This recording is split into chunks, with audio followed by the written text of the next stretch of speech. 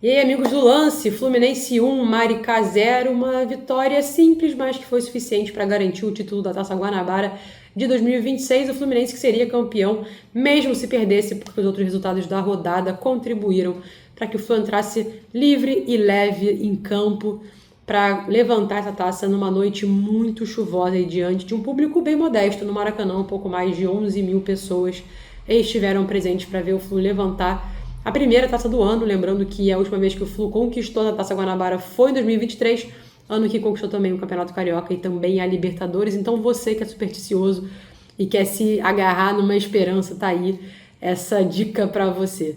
Bom, vamos falar sobre o jogo, começando pela escalação. O Zubeldia escalou o time de forma diferente daquela que entrou em campo contra o Bahia. Eu não diria que é um time nem misto, nem reserva. Tem jogadores ali que estão, na minha visão, brigando por posição. As laterais, especialmente, para mim, são posições que estão muito abertas, uma briga muito boa. Na direita, entre Guga e Samuel Xavier. Na esquerda, entre Arana e René. Hoje, Arana e Guga foram os titulares. Na defesa, ele foi com James e Ignacio. Freitas ficou no banco. No meio de campo, Martinelli titular, como sempre, né? E completando 300 jogos na camisa do Fluminense, o primeiro moleque de Xerém a atingir a marca. Jogador importantíssimo, Zubeldia falou dele na coletiva também. Definiu ele como um jogador completo e complexo, com muitas valências dentro de campo. Além dele, Otávio fazendo o primeiro volante, já que Nonato estava machucado, ele normalmente forma a dupla com o Martinelli, e Ganso fechando o trio de meio de campo. Lá na frente, Savarino estreou no time titular do Fluminense, ao lado de John Kennedy como centroavante, ele que retomou a camisa 9 com a saída do Everaldo, e do outro lado, Kevin Serna, o autor do gol da noite. Agora falando sobre o jogo, a tônica da partida foi a mesma no primeiro e no segundo tempo. Fluminense com domínio, com controle, com muito volume, pouca efetividade, assim como foi contra o Bahia. A diferença é que o Maricá pouco ofereceu perigo ao Fluminense. O Maricá tentava as suas subidas ao ataque, especialmente em roubadas de bola ali na intermediária, e aí já com ligações diretas, um contra-ataque mais rápido, mas a defesa do Fluminense bem postada, James e Ignacio evitaram qualquer perigo de chegar no Fábio. Agora, falando sobre o setor ofensivo, que é quem mais, vamos dizer, que se destacou nessa noite de hoje, na minha visão não muito positivamente, mas uma coisa que eu queria chamar a atenção é a liberdade com que os jogadores do Fluminense se posicionam. Eu via um time muito leve de movimentação, muito dinâmico, né? Então, no início do jogo, o Serna estava do lado esquerdo, o Savarino do direito, Ganso na esquerda, fazendo essa dobradinha com o Serna e também associando com o Arana do lado direito, Guga trabalhando com o Martinelli e também o Savarino. O jogo ficou muito concentrado do lado esquerdo, especialmente no primeiro tempo. E mesmo quando os jogadores trocaram de lado, né, Serna e Savarino, o jogo continuou concentrado no próprio Kevin Serna. Então depois mudou para o lado direito, depois eles destrocaram de novo. E achei interessante notar que quando eles trocaram, Martinelli e Ganso acompanharam essa movimentação. Então algo, vamos dizer que são associações talvez mais treinadas, né? Entre esses jogadores, estão ganhando também entrosamento, especialmente Savarino, que é um jogador novo, Arana também no elenco, então estão se conhecendo melhor.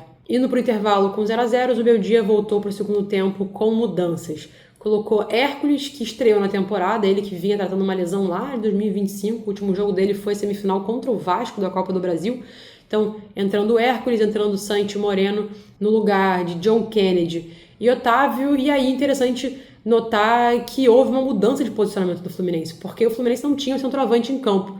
Com isso, Serna e Savarino se alternavam ali, atuando como um camisa 9, o Santi ficou aberto pelo lado direito do Fluminense, e às vezes até o próprio Ganso fazia um pouco dessa função quando não estava um pouquinho ali, uns passezinhos atrás do Savarino para poder fazer o famoso falso 9. Ele que já atuou nessa posição, falou que se sente confortável jogando assim. Lá com o Diniz, teve uma época que foi até uma brincadeira, né, do Ganso jogar de falso 9 e depois se tornou, né, realmente isso aconteceu no jogo e hoje foi assim. Ele falou que se sente bem nessa posição, joga aonde precisar que jogue. E bom, depois o gol foi sair só ali aos 25, mais ou menos, do segundo tempo, com uma mexida de muita estrela do Zubeldia. Ele chama Soteldo e Acosta, que entram em campo, e Soteldo, no seu primeiro toque na bola praticamente, já consegue um cruzamento na cabeça do Kevin Serna para ele balançar a rede e abrir o placar. E depois o Fluminense teve outras chances ainda, Matheus Reis também entrou no jogo, mas sem levar tanto perigo, o Fluminense precisando realmente melhorar nesse quesito de eficiência, que como foi contra o Bahia, pode fazer falta. Maricá, como eu falei, pouco agrediu o Fluminense, tentava mais contra-ataques, bolas longas uma ligação direta, mas a defesa do Fluminense bem postada evitou qualquer perigo.